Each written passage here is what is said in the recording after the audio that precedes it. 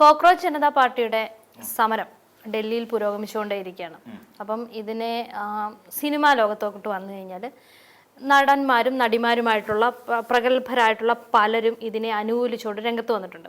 അപ്പോൾ കഴിഞ്ഞ ദിവസം മോഹൻലാലിൻ്റെ മകള് വിസ്മയ ഇതിനെ സപ്പോർട്ട് ചെയ്ത് ഒരു പോസ്റ്റ് ഇട്ടപ്പം അതിൽ സൈബർ, അതായത് സൈബർ എന്ന് പറഞ്ഞു കഴിഞ്ഞാൽ ഈ സംഘപരിവാർ അല്ലെങ്കിൽ കേന്ദ്ര സർക്കാർ അനുകൂലമായിട്ട് നിൽക്കുന്ന സൈബർ പേജുകളിൽ നിന്നും വലിയ രീതിയിലുള്ള വിമർശനം ഉണ്ടായി. തെറിവിളികൾ ഉണ്ടാകുന്ന അവസ്ഥ വരെ ഉണ്ടായി. പക്ഷേ ഈ പറയുന്ന സിനിമ നടി, ഇപ്പം ഭാവനയാണെങ്കിലും ഈ പറയുന്ന രമ്യ ഹരിദാസ്, പാർവതി തിരുവോത്ത്, നടന്മാരായിട്ടുള്ള ടോവിനോ, ആസിഫ് അലി, ഇവരൊക്കെ ഈ കോക്രോച്ച് ജനതാ പാർട്ടിയുടെ സമരത്തെ അനുകൂലിച്ചുകൊണ്ട് രംഗത്ത് വന്നിട്ടുണ്ട്. അല്ലെങ്കിൽ അവരവരുടെ നിലപാട് പുറത്തറിയിച്ചിട്ടുണ്ട്. ഇതിലും സൈബർ ആക്രമണം തുടരുന്നുണ്ട്.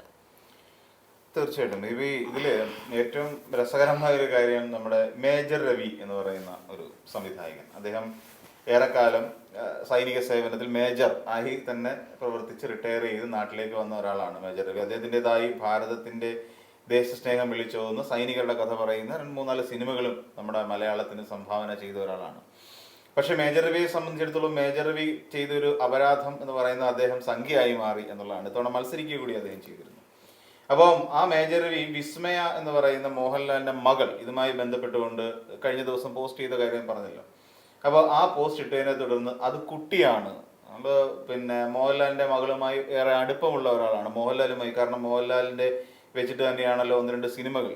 ആദ്യത്തെ ഏറ്റവും സൂപ്പർ ഹിറ്റായിട്ട് ഒരു സിനിമ ചെയ്തത് കീർത്തിചക്ര എന്ന് പറയുന്ന സിനിമ, മേജർ രവിയുടെ ആദ്യത്തെ സിനിമ എനിക്ക് തോന്നുന്നു മോഹൻലാലിന്റെ കൂടെ തന്നെ ചെയ്ത സിനിമയാണ്. അപ്പം ആ സിനിമയും അതുകൊണ്ട് മോഹൻലാലുമായിട്ട് വ്യക്തിപരമായും മേജർ രവിക്ക് അടുപ്പമുണ്ട്. അപ്പൊ അതുകൊണ്ട് തന്നെ വിസ്മയെ കുറിച്ചും ഒരുപക്ഷെ മേജർ രവിക്ക് അറിയാം. അതൊരു കൊച്ചു കുട്ടിയാണെന്നും ഒരു പട്ടിയെ കണ്ടാൽ പോലും നിലവിളിക്കുന്ന അത്രയും ഉള്ളൂ ആ കുട്ടി എന്നും പറയുന്ന ഒരു രീതിയുണ്ട്. രാഷ്ട്രീയം അറിയില്ല എന്നും അതൊരു വിമർശനമാണ്. രാഷ്ട്രീയം അറിയില്ല, എന്തുകൊണ്ട് ഈ കുട്ടികൾക്ക് രാഷ്ട്രീയം അറിയില്ല എന്ന് മേജർ രവി വിലയിരുത്തുന്നു എന്നുള്ളതാണ് എനിക്ക് മനസ്സിലാവാത്തത്. മേജർ രവി അത്രയ്ക്കും തരംതാണ ഒരു പ്രസ്താവനയിലേക്ക് ഒരിക്കലും പോകാൻ പാടില്ലായിരുന്നു സത്യത്തിൽ. കാര്യം എന്തുകൊണ്ട് കുട്ടികൾക്ക് രാഷ്ട്രീയം അറിയില്ല? ഇന്നത്തെ കുട്ടികൾ രാഷ്ട്രീയം വീക്ഷിക്കുന്നുണ്ടെന്നേ. ഇന്നത്തെ യുവതലമുറയിൽപ്പെട്ട എല്ലാവരും രാഷ്ട്രീയം വീക്ഷിക്കുകയും തങ്ങൾക്ക് പ്രതികൂലമായി വരുന്ന ഏതൊരു സാഹചര്യത്തെയും ശക്തമായി പ്രതിരോധിക്കാനുള്ള ശേഷിയും ഇന്നത്തെ കുട്ടികൾക്കുണ്ട്. അതിന്റെ ഏറ്റവും ഒടുവിലത്തെ ഉദാഹരണം തന്നെയല്ലേ നമ്മൾ ഡൽഹിയിൽ കണ്ടുകൊണ്ടിരിക്കുന്ന CJP സമരം.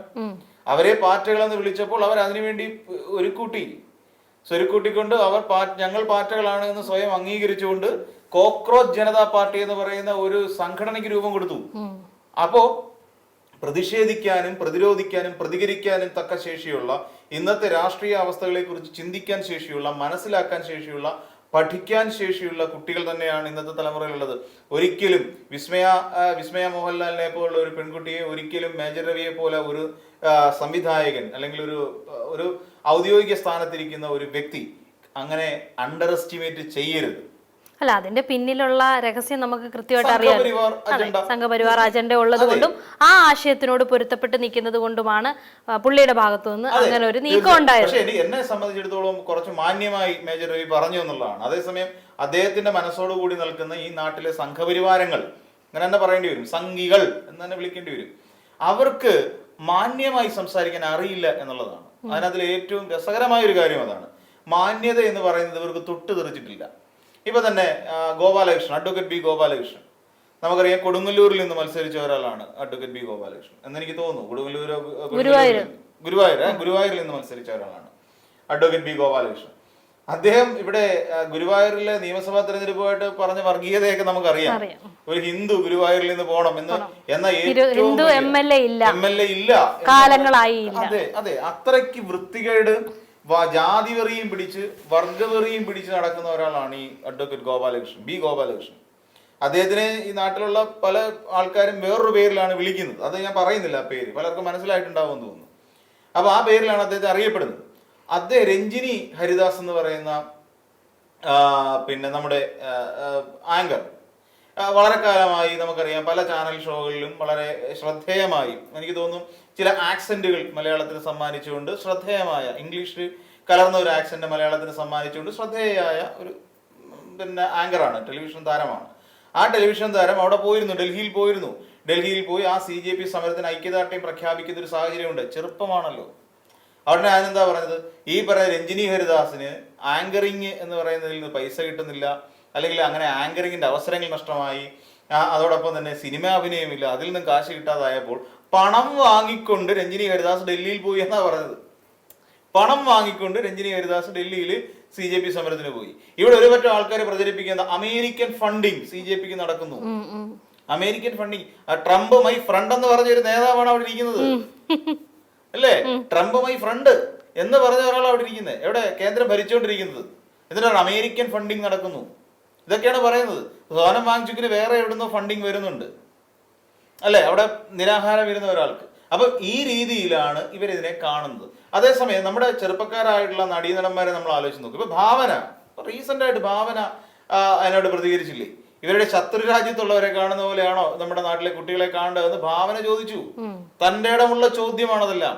നമ്മുടെ മലയാള സിനിമയിലെ ചെറുപ്പക്കാരിൽ നിന്ന് ഉയർന്നു വരുന്ന ഈ ശബ്ദം ഉണ്ടല്ലോ, ഈ ശബ്ദം നാളെയുടെ ശബ്ദമാണ്. എനിക്ക് തോന്നുന്നില്ല നമ്മുടെ മലയാള സിനിമയിൽ ഒരു കാലഘട്ടം വരേക്കും നേരിട്ട് രാഷ്ട്രീയത്തിൽ ഇടപെട്ടിട്ടുള്ള ആരെങ്കിലും ഉണ്ടായിട്ടുണ്ടോ എന്ന്. തമിഴ്നാട്ടിൽ ഉണ്ടായിട്ടുണ്ട്. ഇതാ ഇപ്പൊ നിൽക്കുന്ന വിജയ് ഇന്ന് തമിഴ്നാടിന്റെ മുഖ്യമന്ത്രി ആയിരിക്കുന്നു. MGR നമ്മുടെ പിന്നെ അദ്ദേഹം തമിഴ്നാടിന്റെ മുഖ്യമന്ത്രിയായിരുന്നു. അദ്ദേഹം സിനിമ നടനായിരുന്നു. ജയലളിത ചലച്ചിത്ര താരമായിരുന്നു. പക്ഷെ അങ്ങനെ ഒരു കടന്നുവരവ് നമ്മുടെ മലയാള സിനിമയിൽ ഇല്ല അല്ലെ. അങ്ങനെ ഉണ്ടായിട്ടുണ്ടെങ്കിൽ തന്നെ അത് കൂടുതലും BJPയിലേക്കായിരുന്നു. ഭീമന്റെ BJPയിലേക്ക് പോയി, അദ്ദേഹത്തിന് തലയ്ക്ക് എന്തോ പ്രശ്നം വന്നു.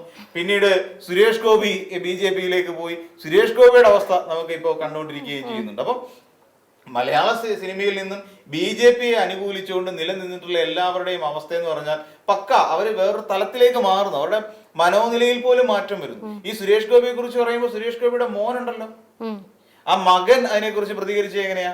അത് തെറ്റാണ്.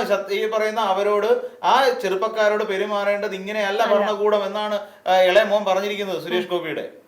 അപ്പം സുരേഷ് ഗോപിയുടെ മകൻ പോലും, സുരേഷ് ഗോപി ഇതിനെക്കുറിച്ചൊന്നും മിണ്ടിയിട്ടില്ല. കാര്യം സുരേഷ് ഗോപിക്ക് നെഗറ്റീവായിട്ടും പോസിറ്റീവായിട്ടും ഒന്നും പറയാൻ പറ്റില്ല നിലവിൽ. പോസിറ്റീവായിട്ട് പിന്നെ മിക്കവാറും ഇത് പിന്നെ BJP അനുകൂലിച്ചുകൊണ്ട് നാളെ മറ്റന്നാളല്ല ചെറുക്കന് ഇന്ന് ചവറ് കൊടുക്കത്തില്ല സുരേഷ് ഗോപി. അപ്പം ആ പറയുന്ന ആ ചെറുപ്പക്കാരൻ പോലും ഇതിനോട് CJP സമരത്തോട് അനുഭാവപൂർവമായ ഒരു നിലപാട് സ്വീകരിച്ചു എന്ന് പറഞ്ഞാൽ കയ്യടി കൊടുക്കേണ്ട വിഷയമല്ലേ? ഹാറ്റ്സ് ഓഫ് ചെയ്യണം അവരുടെ മുന്നിൽ നമ്മൾ. കാരണം അത്ര ശക്തിമത്തായിക്കൊണ്ടിരിക്കുകയാണ് നമ്മുടെ ചെറുപ്പം.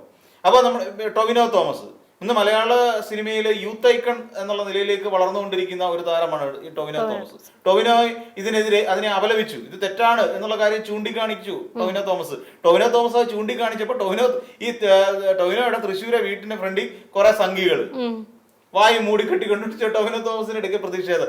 എന്ത് മണ്ടത്തരമാണെന്നേ! നമ്മുടെ നാട്ടില് ഈ സംഘികളായി പോകുന്ന നമ്മുടെ ചെറുപ്പക്കാരെ സംബന്ധിച്ചിടത്തോളം എനിക്ക് സത്യം പറഞ്ഞാൽ പുച്ഛം തോന്നാറുണ്ട് അവരോട്.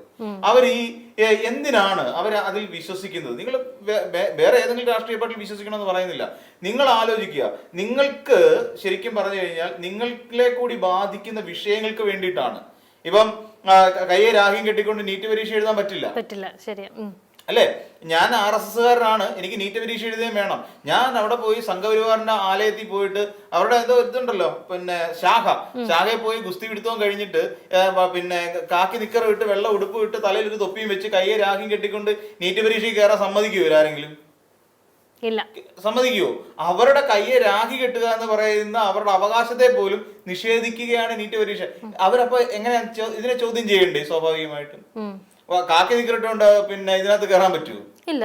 എത്ര അവരുടെ ഒതന്റിസിറ്റി ഉള്ള, അല്ലെങ്കിൽ അവർക്ക് ആധികാരികമായി കൊടുത്തതാണ് എന്റെ ഈ കാക്കി കളസം എന്ന് പറഞ്ഞുകൊണ്ട് അവർക്ക് അവിടെ കയറിയിരിക്കാൻ പറ്റില്ല. അപ്പൊ ഓരോന്നിനും ഓരോ രീതികളുണ്ട്. പ്രതികരിക്കേണ്ടടുത്ത് പ്രതികരിക്കണം, അല്ലാതെ അടിമകളായി പോകാൻ പാടില്ല എന്നുള്ളതാണ്. നമ്മുടെ മലയാള സിനിമയിലെ ചെറുപ്പക്കാരെല്ലാം നമ്മളെ അങ്ങനെയാണ് സൂചിപ്പിക്കുന്നത് ശരിക്കും പറഞ്ഞാൽ. അപ്പം ഇതിനെ സൈബർ അറ്റാക്ക് നടന്നിരിക്കും മോഹൻലാലിനെതിരെ. പക്ഷെ മോഹൻലാലിനെതിരെ എന്തിനാണ് സൈബർ അറ്റാക്ക് നടത്തുന്നത്? മോഹൻലാലിനെതിരെ അവർ സൈബർ അറ്റാക്ക് ചെയ്യാണ് എല്ലാവർക്കും. ഈ മുഖമില്ലാത്ത കുറെ എണ്ണം ഈ പറയുന്ന മോഹൻലാലിനെതിരെ സൈബർ അറ്റാക്ക് മോഹൻലാലിന്റെ മകളുടെ പറഞ്ഞതാണ്. മോളെ നിലക്ക് നിർത്തുന്നില്ല, അനുസരിപ്പിക്കണം, പറഞ്ഞനുസരിപ്പിക്കണം. എന്തിന്? ഇപ്പൊ നമുക്ക് മോഹൻലാലിന്റെ ഒരു പൊതു സ്വഭാവം നമുക്കറിയാം. അതായത് മോഹൻലാലിന്റെ ഈ പറയുന്ന മകനോടാണെങ്കിലും പ്രണവിനോടാണെങ്കിലും ഈ പറയുന്ന വിസ്മയോടാണെങ്കിലും മോഹൻലാൽ പെരുമാറുന്ന, അല്ലെ അവർക്ക് മോഹൻലാൽ കൊടുത്തിരിക്കുന്ന ഒരു ഫ്രീഡം. അത് മോഹൻലാൽ പലപ്പോഴും പിന്നെ ഈ മക്കളെ കുറിച്ചുള്ള ചോദ്യത്തിനിടെ മോഹൻലാൽ പറഞ്ഞിട്ടുള്ള ഒരു കാര്യം, അത് അവർക്ക് അവരുടേതായ ചിന്താശേഷിയും അവരുടേതായ രീതികളും ഉണ്ട്. അവർ അതിനനുസരിച്ച് ജീവിക്കുന്നു. എനിക്ക് അവരെ നിയന്ത്രിക്കാൻ കഴിയില്ല. മമ്മൂട്ടി അതുപോലെ എടുത്തൊരു നിലപാടുണ്ടായിരുന്നു. മമ്മൂട്ടി പറഞ്ഞൊരു കാര്യം, മമ്മൂട്ടി നടക്കുന്ന സമയത്ത് മക്കൾ പിന്നാലെ വരുമായിരുന്നു. ഇന്ന് അങ്ങനെയല്ല, ഇന്ന് അവർ നടക്കുന്നതിന്റെ പിന്നാലെ ഞാൻ പോകുന്നു എന്ന് മമ്മൂട്ടി ഒരു ഇന്റർവ്യൂവിനിടയിൽ അദ്ദേഹം സൂചിപ്പിക്കുകയും ചെയ്യുന്നു. അപ്പം എല്ലാവരും കാലത്തിനനുസരിച്ച് മാറിക്കൊണ്ടിരിക്കുന്ന ഒരു സാഹചര്യം. അപ്പം മോഹൻലാൽ എന്തിനാണ് ചീത്ത വിളിക്കുന്നത്? മോഹൻലാലിന്റെ മകളാണ് അത് പറഞ്ഞിരിക്കുന്നത്. അപ്പം മോഹൻലാലിന്റെ മകൾ പറഞ്ഞിരിക്കുന്നതിനകത്ത് യാഥാർത്ഥ്യമുണ്ടോ എന്ന് തിരിച്ചറിയുകയാണ് വേണ്ടത്. ഇവിടെ അതല്ല ചെയ്യുന്നത്. ഈ പിന്നെ മേജർ രവി കീർത്തിയേക്കറൊക്കെ ചെയ്തപ്പോൾ വിചാരിച്ചു അദ്ദേഹത്തിന്റെ തലയിൽ ആൾതാമസം ഉണ്ടാന്ന് വിചാരിച്ചു. പക്ഷെ അദ്ദേഹം വഴിതെറ്റിപ്പോയി. മേജർ രവിയൊക്കെ വഴിതെറ്റിപ്പോകുന്ന ഒരു അവസ്ഥയിലേക്ക് പോയി. അതാണ് പറയുന്നത്, നമ്മളുടെ ഉള്ളിൽ ഒരു പിന്നെ പലപ്പോഴും മേജർ രവി പറഞ്ഞൊരു കാര്യം, ഈ പട്ടാള ക്യാമ്പില് മൂന്നല്ല നിരവധി ദേവാലയങ്ങളുണ്ട്. നമ്മളെ ഒരു ക്യാമ്പിന്റെ പരിസരത്തൂടെ പോകുന്നവർക്ക് മനസ്സിലാവും. ഒരു ഹിന്ദു ദേവാലയം ഉണ്ടാവും, മോസ്ക് ഉണ്ടാവും, ചർച്ച് ഉണ്ടാവും, അതോടൊപ്പം ഈ ഗുരുദ്വാര എന്ന് പറയുന്ന സിഖുകാരുടെ ആരാധനാ കേന്ദ്രങ്ങളും. അപ്പൊ അങ്ങനെ അവരുടേതായ ഓരോ മതക്കാർക്കും അവരുടെ മതത്തെ പൂജിക്കാൻ വേണ്ടിയിട്ടുള്ള എല്ലാ ആരാധനാലയങ്ങളും ഒരു ബാരക്കിനുള്ളിൽ ഉണ്ടാവും, ഒരു ക്യാമ്പിനുള്ളിൽ ഉണ്ടാവും. അപ്പൊ അത് മേജർ രവി തന്നെയാണ് പലപ്പോഴും പല ആവർത്തി പറഞ്ഞിട്ടുള്ളത്. അപ്പൊ അവിടെ ഓരോരുത്തർക്കും അവരവരുടെ വിശ്വാസങ്ങൾക്കനുസരിച്ച് അവിടെ പോയി പൂജ നടത്താനുള്ള അവസരം, അല്ലെങ്കിൽ ആരാധന നടത്താനുള്ള അവസരമുണ്ട്. അപ്പം അങ്ങനെ ഒരു ക്യാമ്പിൽ ജീവിച്ച് അതിന്റെ ഒരു മേജർ എന്ന് പറയുന്ന ഒരു പോസ്റ്റിൽ നിന്ന് വിരമിച്ചെത്തിയ ഒരു പട്ടാളക്കാരനായിരുന്ന ഒരു വ്യക്തിയെ സംബന്ധിച്ചിടത്തോളം ഒരിക്കലും അദ്ദേഹം അങ്ങനെ പറയാൻ പാടില്ല. അദ്ദേഹം ആ രീതിയിൽ പ്രതികരിക്കാൻ പാടില്ല. ഈ രാജ്യത്തുണ്ടാകുന്ന ഏതൊരു അനാവശ്യമായ നീക്കത്തിനെതിരെയും മൂവ് ചെയ്യാൻ കഴിവുള്ളവരായിരിക്കണം. അതിൽ വേറൊരു കാര്യമുണ്ട്, നമ്മുടെ ചെറുപ്പക്കാരായിട്ടുള്ള എല്ലാ നടീനടന്മാരും അക്കാര്യത്തിൽ വളരെ മുന്നോട്ട് നിൽക്കുന്നു. ഭാവന അടക്കമുള്ള, രമ്യ നമ്പീശൻ അടക്കമുള്ള, രഞ്ജിനി ഹരിദാസ് അടക്കമുള്ള, ടൊവിനോ തോമസ് അടക്കമുള്ള, വിസ്മയ അടക്കമുള്ള, അങ്ങനെ ഒരുപാട് പേര് എണ്ണിപ്പഴം, നമ്മുടെ ആസിഫ് അലി, അതോടൊപ്പം ദുൽഖർ സൽമാൻ, ഇവരെല്ലാം എടുത്തിരിക്കുന്ന ഒരു സ്റ്റാൻഡ് ശരിക്കും പറഞ്ഞു കഴിഞ്ഞാൽ മലയാള സിനിമയുടെ അഭിമാനമാണ്. അവര് മലയാള സിനിമയുടെ മാത്രമല്ല മലയാള സാംസ്കാരിക രംഗത്തിന്റെ അഭിമാനമാണ് എന്ന് തന്നെ പറയേണ്ടി വരും. കാരണം അത്രത്തോളം ശക്തമായ നിലപാട് അവർ സ്വീകരിച്ചു. കോക്രോച്ച് ജനതാ പാർട്ടി എന്ന് പറയുന്ന ആ ഒരു സംഘടനയെ അവർ നടത്തിക്കൊണ്ടിരിക്കുന്ന പോരാട്ടത്തിന്റെ ശരിയായ ഒരു ദിശ മനസ്സിലാക്കാൻ ഇവരെ കൊണ്ട് സാധിച്ചു എന്നുള്ളതാണ് അതിന്റെ ഏറ്റവും പ്രധാനപ്പെട്ട ഒരു കാര്യം.